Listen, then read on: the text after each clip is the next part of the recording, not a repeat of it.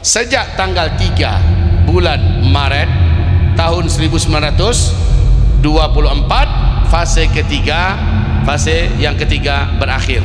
Kita langsung masuk pada fase terberat. Fase keempat ini Islam sedang tidak memimpin dunia. Kepemimpinan yang ada di negeri Muslim adalah kepemimpinan yang kediktatoran, bertangan besi, Pak. Di fase kelima Islam akan memimpin 100% dunia. Hanya sayang ya, fase kelima ini kata Rasulullah, Rasul berkata, umur umatku sejak start ke finish adalah umur umat Yahudi dikurangi umur umat Nasrani. Sudah dekat atau masih lama? Sudah dekat apa masih lama? Bu,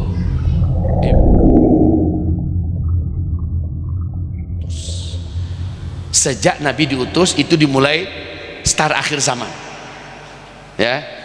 Nah, startnya adalah sejak Allah utus Nabi Muhammad SAW sebagai Nabi dan Rasul. Jadi dari sini mulai start sini, finish adalah habis seluruh umat Nabi. Nabi berkata, dari start ke finish ini akhir zaman semua nih ya, akhir zaman. Kamu akan menjalani 5 fase sejarah. 5 fase sejarah. Saya buat seperti ini.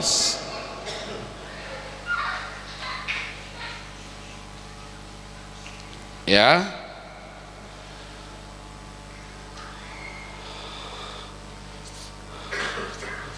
Fase yang pertama, fase nubuah.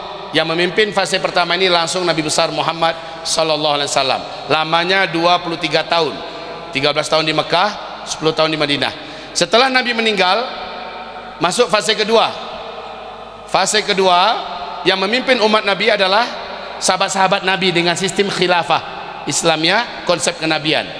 Ini fase kedua, khilafah Islamiyah dengan konsep kenabian. Lamanya 30 tahun kata Rasulullah. Lalu setelah itu fase ketiga, ini yang paling lama Pak, 1227 tahun. Fase ini kata Rasulullah, fase di mana para khalifah tetap memimpin umat Islam sedunia dengan syariat Islam, dengan keadilan dan kemakmuran, tetapi mereka menggunakan sistem kerajaan. Nah, ini di dalamnya ada 3 dinasti. Dinasti Bani Amawiyah, dinasti Bani Abbasiyah, dinasti Bani Utsmaniyah. Fase ketiga ini, wahai saudaraku, berakhirlah fase Islam memimpin dunia. Jadi dalam fase 1, 2 dan 3 ini Islam memimpin 2/3 dunia. Masya Allah ya, ribuan tahun Islam memimpin dunia. Sejak tanggal 3 bulan Maret tahun 1924, fase yang ketiga berakhir. Kita langsung masuk pada fase terberat. Nah, ini dia, saya buat besar ya. Inilah dia fase keempat. Fase keempat ini di ujungnya adalah munculnya 4 tanda besar kiamat: Dukhan, Dajjal, Isa dan Ya'juj dan Ma'juj ya. Jadi Ya'juj Ma'juj adalah penutup fase keempat. Oke, fase keempat ini Islam sedang tidak memimpin dunia. Kepemimpinan yang ada di negeri Muslim adalah kepemimpinan yang kediktatoran, bertangan besi, Pak. Ciri khasnya mereka tidak suka syariat Islam dan mereka menentang, memerangi prinsip-prinsip tegaknya kembali khilafah Islamiyah. Kaum muslimin dianaktirikan, ulama difitnah, dibenci, diburu ya, ditangkap, diperjelek-jelek namanya, disiksa, dibunuh, dan banyak penjajahan, perampokan-perampasan terhadap hak-hak kaum muslimin sedunia. Pada masa ini Islam mengalami masa terberat dan tergelap, tapi insya Allah masa ini nggak akan lama. Insya Allah masa ini tidak akan lama. Saudaraku, setelah Ya'juj Ma'juj mati, dibunuh oleh Allah subhanahu wa ta'ala, masuklah kita pada fase kelima. Fase ini kata Allah dalam Al-Quran, ini langsung Al-Quran yang mengumumkan ya, sebagaimana dalam hadis Al-Quran surat An-Nur ayat surat 24 ayat 55, bahwa kamu akan memimpin kembali seluruh dunia. Dan ajibnya wahai kaum muslimin, saat fase kelima nanti hadir, Islam akan memimpin 100% dunia. Kalau ini baru 2/3 dunia. Di fase kelima Islam akan memimpin 100% dunia. Hanya sayang ya, fase kelima ini kata Rasulullah, masa kepemimpinan hanya 7 sampai dengan 9 tahun. Antara ini Pak, antara 7 tahun sampai 9 tahun saja fase kelima, nggak lama fase ini kembali menerapkan kekhalifahan dengan konsep kenabian. Pusat khilafah saat itu adalah Baitul Maqdis, Palestina. Sampai di sini sudah paham? Kalau begitu, berapa lamakah waktu sebenarnya dari start ke finish? Ada nggak ini kajiannya dalam Islam? Masya Allah, Bapak Ibu, berapa lama dari start ke finish? Ada kajian tersendiri, disebut dengan judul kajian umur umat Islam. Umur umat Islam, hati-hati di sini ya. Berapa lama ini penting sekali. Untuk sumber dalil kita cuma dua, kalau nggak Al-Quran, kalau nggak tuh hadis Nabi SAW. Ternyata dalam Al-Quran tidak disebutkan berapa lama. Yang ada berarti dalam hadis. Nah, hadis itu ada 3 level. Level hadis tertinggi namanya hadis mutawatir. Nah, di sini tak ada. Mutawatir ini apa? Hadis yang kekuatan riwayatnya sama dengan kekuatan riwayat ayat demi ayat dalam Al-Quran. Tak ada di sini. Kalau begitu hadis di bawahnya yaitu hadis ahad. Hadis ahad ini ada 3 kelas. Hadis ahad kelas tertinggi namanya hadis sahih. Ini sahih. Bapak dengar Sahih Bukhari, Sahih Muslim dan lain ya. Hadis ahad yang pertengahan namanya hadis hasan. Hadis hasan. Hadis ahad yang paling bawah namanya hadis dhaif atau hadis lemah. Ketiga kelas hadis ahad ini masih perkataan Rasulullah yang mulia sallallahu alaihi wasallam. Nah, hadis yang wajib ditolak, wajib dibuang namanya hadis maudhu', hadis palsu karena bukan dari Nabi. Itu berarti di luar ini. Dari hadis ahad inilah muncul dalil tentang umur umat Islam. Hanya sayang bukan dari hadis ahad kelas sahih, juga bukan hadis ahad kelas hasan, namun hadis ahad kelas dhaif.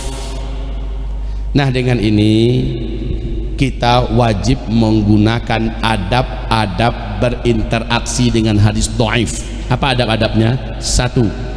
Hadis dhaif tidak boleh dijadikan sebagai dasar akidah. Yang kedua, hadis dhaif tidak boleh dijadikan dalil dan hujah untuk urusan pokok agama, urusan usuluddin tak boleh dari dalil hadis dhaif. Yang ketiga, hadis dhaif kalau disampaikan kepada publik wajib diumumkan kepada mereka, ini hadisnya dhaif ya Bapak Ibu, itu wajib, seperti yang saya lakukan sekarang. Yang keempat, hadis dhaif kalau bertentangan dengan hadis yang di atasnya, langsung hadis dhaif tidak dianggap, singkirkan saja. Yang kelima, hadis dhaif hanya bisa dipakai dalam urusan fadailul a'mal, motivasi-motivasi amal, targhib dan tarhib. Makanya lihat jamaah tabligh, kitabnya Fadail Amal, di dalamnya ada hadis sahih, ada hadis hasan, ada hadis dhaif. Selama itu Fadail Amal, boleh menggunakan dalilnya hadis dhaif, sah. Adab yang keenam, hadis dhaif bagaimanapun juga tetap perkataan yang mulia Sayyidina Muhammad Rasulullah sallallahu alaihi wasallam, maka perkataan Nabi wajib dihormati, wajib dimuliakan. Jadi umpamanya Bapak para habaib di sini, para kiai, para ulama, para ustadz, para dai, umpamanya berkata para dai, berkata para ustadz, berkata para ulama, para kiai, para habaib dalam satu masalah, begini pendapat mereka, tiba-tiba muncul hadis Nabi.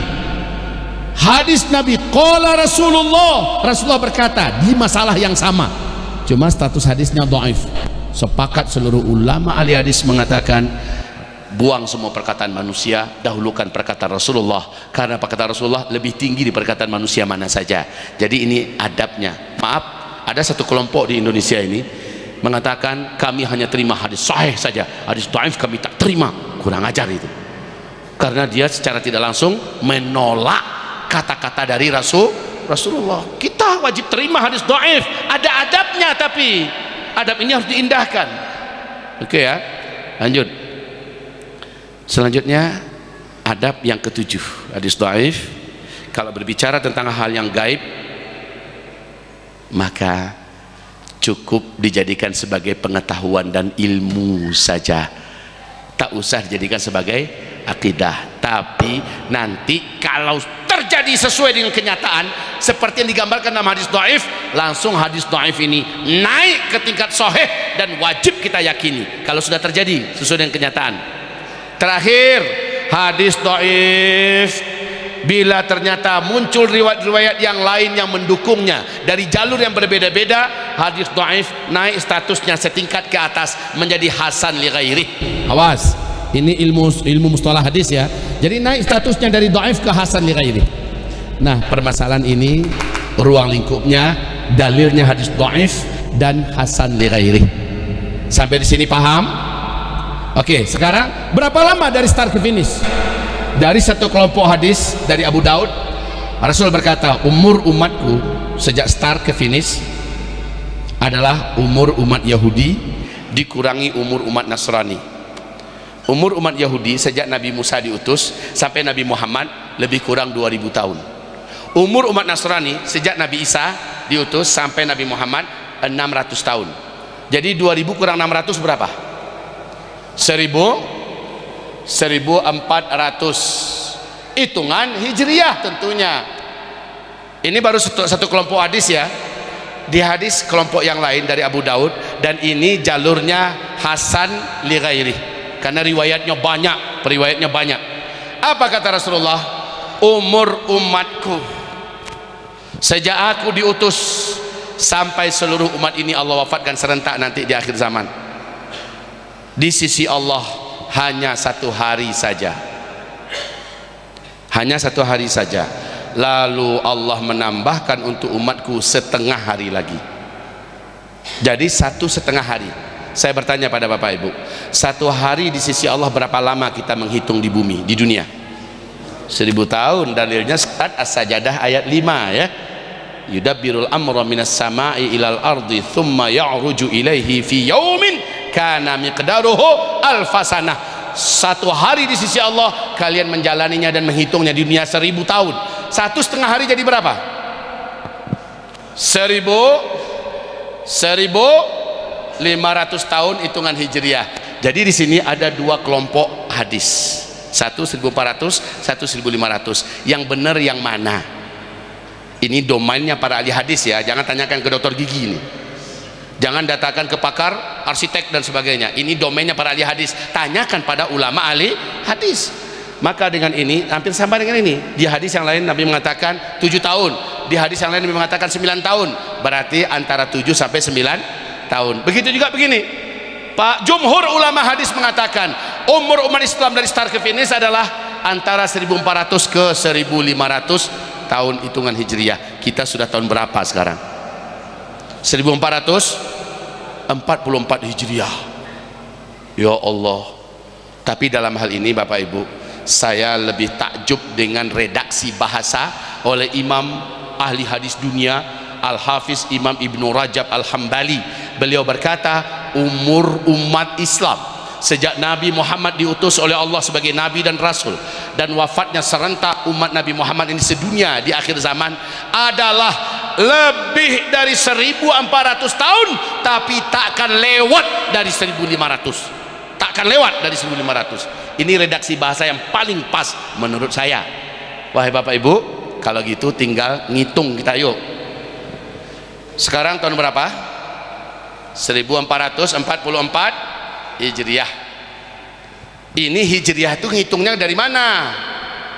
Dari sejak Nabi Muhammad hijrah dari Mekah ke Madinah, ya kan?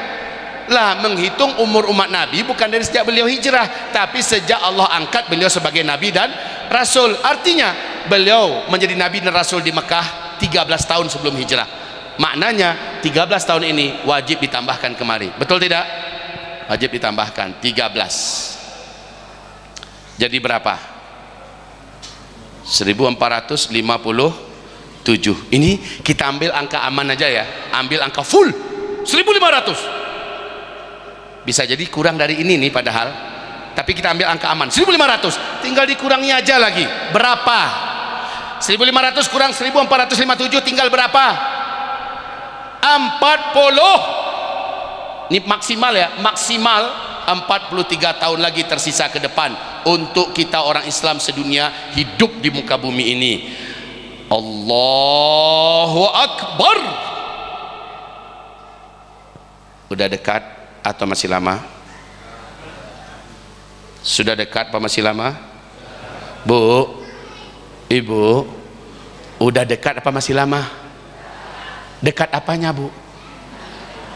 Bukan kiamat, dekat habisnya orang Islam sedo. Jangan salah-salah, nanti infonya keluar salah. Kata Buya Zulkifli Muhammad Ali, kiamat paling lama 43 tahun lagi. Salah nginfokan keluar.